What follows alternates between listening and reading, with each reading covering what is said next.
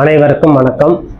விருச்சிக ராசி அன்பர்கள் 26/4/2026 முதல் 2/5/2026 வரை சித்திரை மாதம் 13 முதல் சித்திரை மாதம் 19ஆம் தேதி வரை இந்த வாரத்துக்குண்டான விருச்சிக ராசிக்குண்டான பலன். விருச்சிக ராசி அப்படின்னாலே உயர்வு, மனதில் சோர்வின்றி உழைக்கக்கூடியவர்கள். மனதில் எந்த விதமான சோர்வை அடைந்தாலும் வெளியில காட்டிக்கொள்ள மாட்டீங்க. நீங்கெல்லாம் இந்த விருச்சிக ராசி அன்பர்கள் எப்பவுமே தைரியம், மனதில் ஒரு தெம்பு இருந்து கொண்டே இருக்கும். மன சோர்வு அவங்க தான் சொல்லுவாங்க. நம்ம பார்க்கும்போது வெளியே தோட்டத்துக்கு போங்க, அதெல்லாம் ஒன்றும் கிடையாதுன்னு சொல்லுவோம். அப்போ அந்த அளவு முகம் பொலிவோட செயலாற்றக்கூடிய தன்மை இந்த விருச்சிக ராசி அன்பர்கள் இருந்து கொண்டே இருக்கும். அவருடைய கஷ்டம், அவருடைய குறை வெளிப்படையாக யார்கிட்டையும் சொல்லிக்கொள்ள மாட்டீங்க. நீங்க அடுத்தவங்களுடைய குறை நிவர்த்தி செய்ததுக்குண்டான மார்க்கத்தை மட்டும் நீங்க தேடிக்கொண்டே இருப்பீங்க. ஆனால் விருச்சிக ராசிக்கு எப்பவுமே அவர்கிட்ட போய் நின்னாலே போதும், ஏதேனும் பேசி சமாளிச்சு விட்டுருவார் அப்படின்னு சொல்லுவாங்க. அந்த சமாளிக்கிற திறன் இந்த விருச்சிக ராசிக்காரங்க எதுக்கு கொடுக்குது? காலப்புருஷ தத்துவத்துக்கு 8ஆம் இடத்தில் இருக்கக்கூடிய செவ்வாய் பகவான் உங்கள் ராசிக்கு 9ஆம் இடத்துல இருக்கக்கூடிய கிரகம் சந்திரன் அத்தனை உங்களுக்கு சர்வ சாதகமாக செயல்படுறது.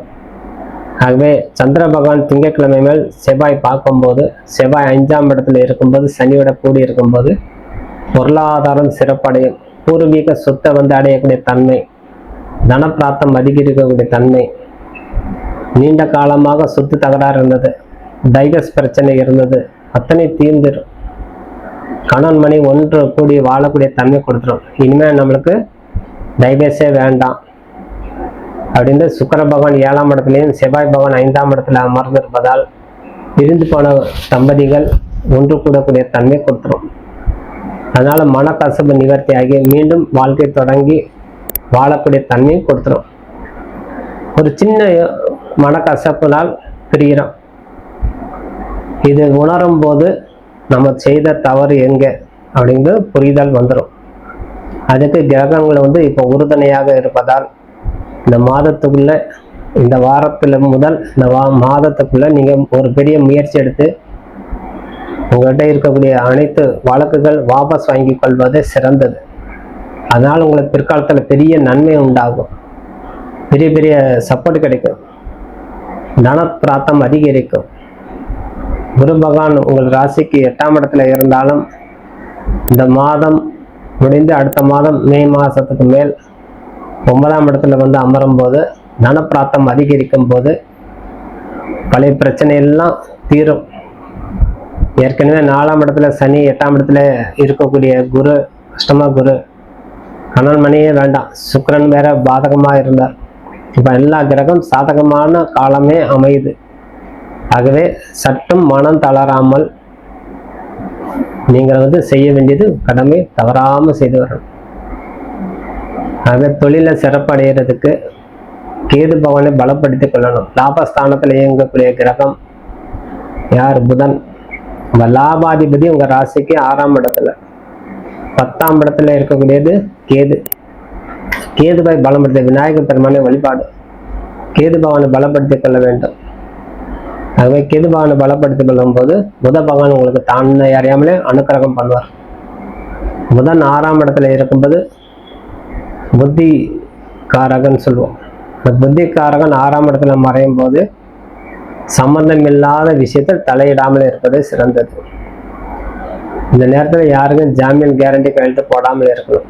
ஏனென்றால் நம்ம இன்றைக்கு செய்த தவறு பிற்காலத்தில் அது பாதிப்பு உண்டாகும். இது மட்டும் கொஞ்சம் கவனமாக இருந்துக்கணும். மற்றதெல்லாம் உங்களுக்கு நல்ல பலன் கொடுக்கக்கூடிய தன்மையே கொடுக்கும். நம்பி ஏமாறக்கூடாது, அது மட்டும்தான். அந்த நம்பிக்கை கொடுத்தன புத பகவான் உங்களுக்கு 6ஆம் இடத்துல இருப்பதால் நம்பிக்கை கொடுத்துரும்.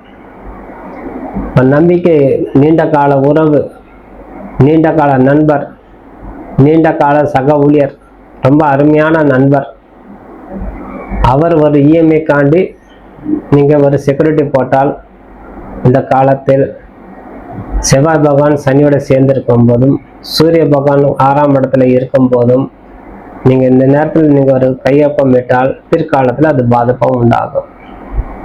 அவர் இஎம்ஐ கட்டலைன்னா உங்களுக்கு பிற்காலத்தில் உங்களுக்கு தேவைப்படும் போது உங்களுக்கு லோன் கிடைக்காமல் ஆகிடும்.